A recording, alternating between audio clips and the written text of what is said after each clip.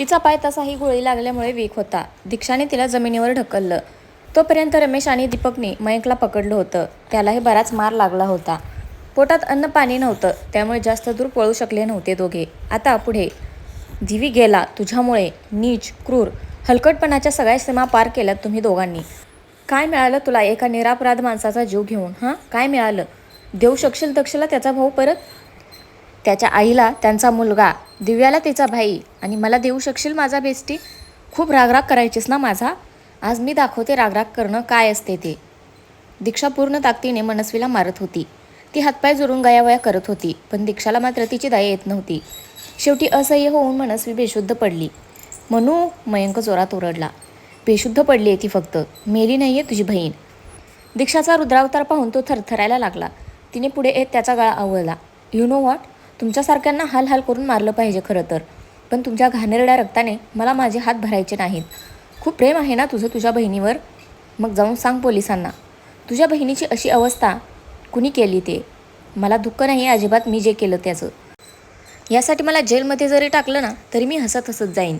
दीक्षाने तिचा जोर वाढवला तसा मयंकचा श्वास कोंडायला लागला. मॅम मॅम सोडा त्याला, सोडा. राम दाऊद पुढे आला. दक्ष सर. त्याने दक्षकडे पाहिलं. दिशू. दक्ष पुढे आला तसं तिने रागाने त्याच्याकडे पाहिलं आणि मयंकचा गळा सोडला. दीक्षा तू ठीक आहेस? दक्ष काळजीने पुढे आला. Yes I am okay. तिने त्याला थांबवत सांगितलं. कार्तिकचा फोन वाजला. अमरीश आणि त्याची टीम गोव्यात पोहोचली होती. कार्तिकने त्यांना लोकेशन पाठवलं. सगळेजण शांत बसून होते. दीक्षाचा राग पाहून मयंकची तर बोलतीच बंद झाली होती. त्याला तिची भीती वाटायला लागली. त्याची नजर मनस्वीकडे वळली तसे त्याच्या डोळ्यातून अश्रू ओघळू लागले. दीक्षा निर्विकारपणे बसून होती. दीक्षा तू थोडा वेळ रूममध्ये जाऊन आराम कर. पोलीस आले की मी तुला बोलावतो. दक्ष तिला समजावत म्हणाला. नाही दक्ष, जोपर्यंत पोलिसांना पकडून घेऊन जात नाही तोपर्यंत मी इथून हलणार नाही. आणि तू रे, आता जर जास्त शहाणपणा केलास ना तर तुझ्या बहिणीसारखी तुझी अवस्था करून टाकीन, समजलं तुला? दीक्षा मयंकला धमकावत म्हणाली. सगळेजण पोलीस कधी येत आहेत याची वाट पाहत होते. थोड्या वेळात अमरीश आणि त्याची टीम कार्तिकने पाठवलेल्या लोकेशनवर पोहोचली. कार्तिक. अमरीश पुढे आला. Hello inspector Amrish. कार्तिक पुढे होत म्हणाला. समोर बेशुद्ध पडलेल्या मनस्वीला पाहून अमरीशच्या भुवया उंचावल्या. सगळं प्रकरण त्याला ऑलरेडी माहीत होतं. त्याने त्याच्या टीम मेंबर्सना ऑर्डर दिली. माने मॅडम, यांना हॉस्पिटलमध्ये न्यायची सोय करा. बेसिक ट्रीटमेंट करून यांना मुंबईला घेऊन जाऊ. अमरीश मनस्वीकडे पाहून लेडी इन्स्पेक्टरना म्हणाला. Yes sir. इन्स्पेक्टर मानेनी ॲम्ब्युलन्स बोलावली आणि त्या पुढच्या कामाला लागल्या. अमरीशने मयंकची गचांडी धरून त्याला इन्स्पेक्टर भोसलेंच्या हवाली केलं. भोसले मयंकला घेऊन पोलीस व्हॅनकडे निघून गेले. ते गेले तसा अमरीश कार्तिक आणि दक्षकडे वळला. कार्तिक. दक्ष. मी आता याला घेऊन इथल्या जवळच्या पोलीस स्टेशनला जातो. त्यांना पूर्ण केस समजावून सांगतो, म्हणजे त्यांच्या परवानगीने मला यांना मुंबईत नेता येईल. तोपर्यंत मनस्वी ही शुद्धीवर येईल. तुम्ही त्यांचं स्टेटमेंट ऑलरेडी रेकॉर्ड केले, पण तरीही आम्ही आमच्याकडून परत एकदा फेरतपासणी करूच. अमरीश म्हणाला. ठीक आहे अमरीश, सगळं काही तुमच्या प्रोसिजरनुसार होऊ देत. कार्तिक म्हणाला. इन्स्पेक्टर साहेब, या मनस्वीची ही अवस्था मी केली. कायद्याच्या नजरेत मी ही एक गुन्हेगार आहे. तुम्हाला मला ताब्यात घ्यायचं असेल तर घेऊ शकता, मी तयार आहे. दीक्षा पुढे आली. मिसेस कारखानीस, ते आपण तुमच्या चौकशी वेळी ठरवू. बरं कार्तिक, तुमच्याकडे जे काही पुरावे असतील ते पोलीस स्टेशनमध्ये सबमिट करा. बाकी काय असेल ते मी पाहतो. येतो मी. अमरीश त्याचं काम करून बाहेर निघून गेला. बाकी इन्व्हेस्टिगेशन तो त्याच्या पद्धतीने करणार होता. दक्ष, उद्या दुपारच्या फ्लाईटने आपण मुंबईला जायला निघू.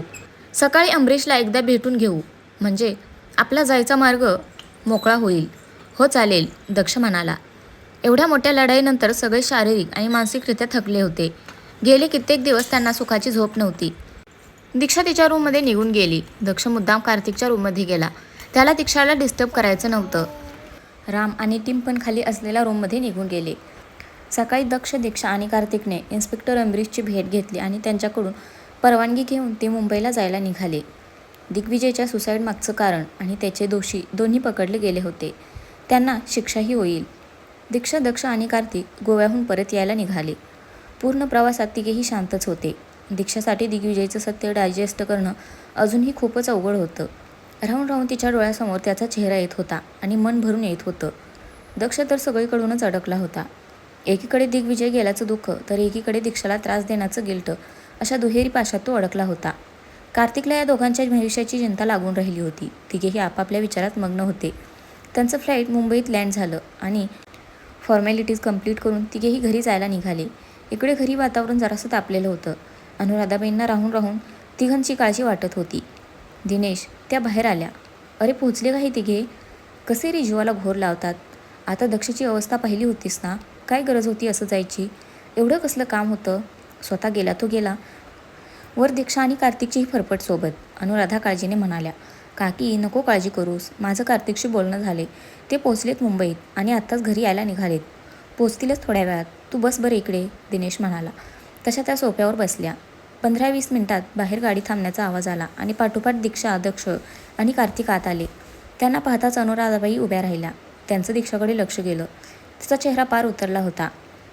एखाद्या भगवान वेशासारखी ती उभी होती. अनुराधाबाईंच्या काळजात धस झालं तिला असं पाहून. दीक्षा त्या लगोलग तिच्याजवळ गेल्या. काय बाळा, बरं वाटत नाहीये का? काय होतंय? त्यांनी काळजीने तिच्या डोक्यावरून हात फिरवला. तशी ती हुंदके देत त्यांच्या कुशीत शिरली. तिला रडताना पाहून काकीही पुढे आल्या. दीक्षा बाळा, काय झाले? दक्षने काही केलंय का? काही बोललाय का तो? हां? काकींनी प्रेमाने तिच्या चेहऱ्यावरून हात फिरवला. काका, निवेदिता, दिव्या, दिनेश सगळेच दीक्षाकडे आश्चर्याने पाहत होते. दक्ष आणि कार्तिकही पडलेल्या चेहऱ्याने त्यांच्यासमोर उभे होते. दक्ष, काय झाले? अरे एवढी का रडते दीक्षा? आणि तू काय असा मक्खासारखं उभा आहेस? कार्तिक, तू तरी सांग काय झाले? अनुराधा दोघांकडे आळीपाळीने पाहत होत्या. दीक्षा, बस बरं बाळा. नाथा, पाणी आण जरा. अनुराधांनी तिला सोफ्यावर बसून पाणी दिलं. तशी ती जराशी शांत झाली. बरं वाटते? त्यांनी विचारलं. तशी तिने होकाराती मान डोलावली. आई, मला जरा बोलायचे तुमच्याशी. सगळेच बसा इकडे.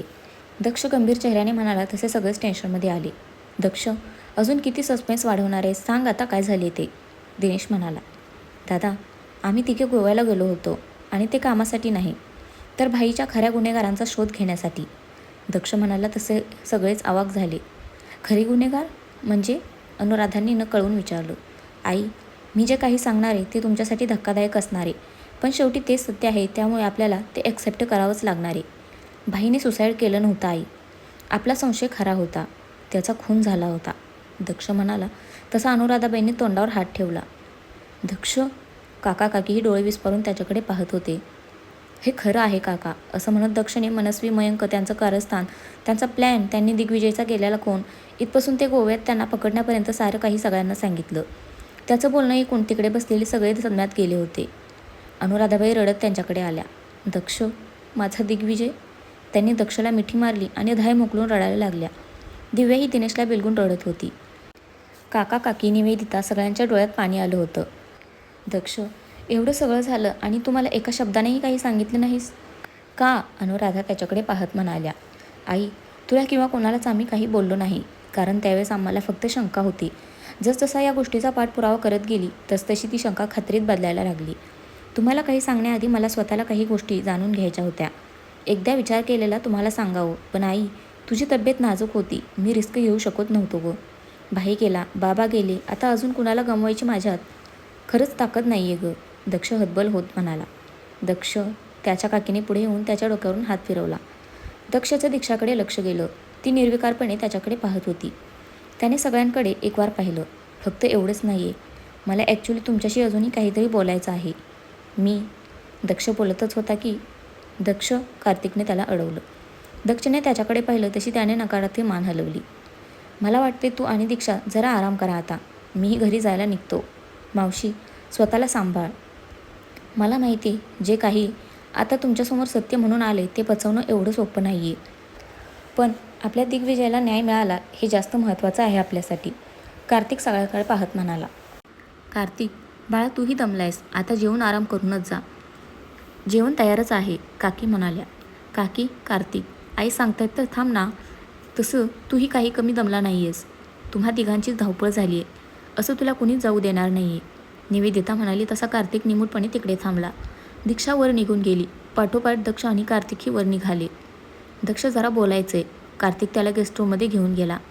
कार्तिक, का थांबवलंस मला? दक्ष म्हणाला. वेडा आहेस का तू दक्ष? अरे खाली सगळ्यांची अवस्था पाहिलीस ना. दिग्विजयच्या मृत्यूचं सत्य कळाल्यावर त्यांना एवढा धक्का बसला होता, तर तुमच्या लग्नाचं सत्य समजलं तर ते सगळे तुटून जातील. थोडा तरी विचार कर. मी असं म्हणत नाही की तू घरच्यांना तुमच्या लग्नाबद्दल सांगू नकोस, पण आधी त्यांना सावरू तरी दे जरासं. कार्तिक त्याला समजावत म्हणाला. तुझं म्हणणं मला पटतं कार्तिक, पण हेही तितकंच खरं आहे की मी अजून जास्त थांबू शकत नाही. माझ्या मनावर जे हे एवढं मोठं ओझं आहे ते सगळ्यांसमोर सगळं कबूल केल्याशिवाय उतरणार नाही आहे. मला माहीत नाही सगळ्यांचे काय रिॲक्शन असेल खरं कळाल्यावर, पण जे असेल ते सहन करायची माझी तयारी आहे. दक्ष ठामपणे म्हणाला. बरं तू जा जरा आराम कर आणि दीक्षालाही बघ जरा. कार्तिक म्हणाला तसा दक्ष त्याच्या रूममध्ये निघून गेला. दीक्षावर आल्यापासून एका कोपऱ्यात शांतपणे बसली होती. दक्ष आत आला तशी ती लगेच सावरून उभी राहिली. दीक्षा, त्याने हाक मारली. मी फ्रेश व्हायला जाते, तिने रुक्षपणे सांगितलं आणि वॉर्डरोबमधून कपडे घेऊन ती आत निघून गेली. ती बाहेर आली तेव्हा दक्ष तिची वाटच पाहत होता. दीक्षा प्लीज एकदा माझं ऐकून तरी घे, दक्ष कळवळीने म्हणाला. बोला कारखाने साहेब, काय बोलायचं आहे? काही बाकी राहिले का अजूनही? काही कमी राहिले का मला त्रास देण्यात? दीक्षा त्याच्यासमोर हाताची घडी घालून उभी होती. दीक्षा, तुझा राग मला मान्य आहे. तू मार मला, पाहिजे तितकं बुकलून काढ, रूम बाहेर काढ, मी काहीही बोलणार नाही, पण प्लीज एक संधी दे मला स्वतःची सफाई देण्याची. दक्ष म्हणाला तसं तिने चिडून त्याच्याकडे पाहिलं. संधी? तुला देऊ? आणि ती का द्यावी दक्ष? तुला अंदाज तरी आहे का रे तुझ्या मूर्खपणामुळे काय झाले? तू अविचारी वागलास, पण त्यामुळे माझ्या घरचे माझ्यापासून दुरावले. त्यांच्या नजरेत मी वाईट ठरले. माझ्यावर नको नको ते आरोप केले त्यांनी, आणि हे सगळं त्या चुकीसाठी जी मी केलीच नव्हती. तू मला त्रास देत आलास, मी सहन करत गेले, कारण खरं काय ते मलाही शोधायचं होतं. मला तुला तू चुकीचं आहेस हे प्रूव्ह करून द्यायचं होतं, आणि आता ओघाने ते झालंच. आता काय करावं मी अशी तुझी अपेक्षा आहे? तुला माफ करून लगेच तुझ्या गळ्यात पडू, की मेरा पती मेरा परमेश्वर म्हणत तुझी आरती ओवळू? You know what, I hate you Daksh Karkhanis, I just hate you. दीक्षाने रागाने त्याला ढकललं आणि ती ताडताड पावलं टाकत रूम बाहेर निघून गेली. तर फ्रेंड्स, आजचा भाग कसा वाटला नक्की कमेंट करून सांगा. धन्यवाद.